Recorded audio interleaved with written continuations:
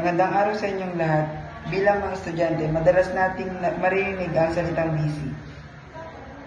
May klase, tatlong aralin, project, exam, at minsan may responsibilidad para sa bahay. Dahil dito, mahalagang matutunan ang tamang time management upang hindi ma-overwhelm at mas maging produktibo. Una, kilalanin kung saan napupunta ang oras mo. Minsan, akala natin wala tayong oras. Pero kapag sinuri natin ang araw natin, maraming oras ang nauubos sa cellphone, social media o panonood. Ang pagiging aware sa paggamit ng oras ay unang hakbang sa maayos na time management.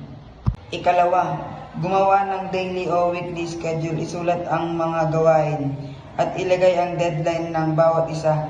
Kapag may malinaw kang plano, mas madali mong makikita kung alin ang dapat unahin. Tandaan ang prinsipyo ng do first what matter most. Ikatlo, huwag mag-multitask. Bagamat akala natin mas mabilis ito, kadalasan ay bumababa ang kalidad ng gawain. Mas epektibo ang mag-focus sa isang task bago lumipat sa susunod. Ikaapat, matutong magsabi ng hindi kung kinakailangan. Hindi masamang tumanggi kung alam mong maapektuhan ang pag-aaral mo.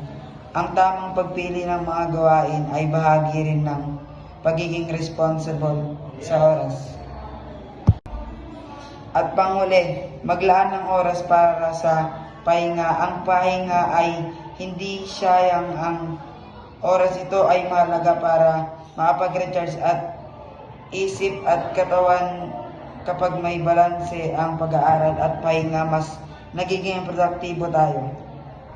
Kabuuan, ang tamang time management ay hindi tungkol sa paggawa ng maraming bagay, kundi sa paggawa ng tamang bagay sa tamang oras.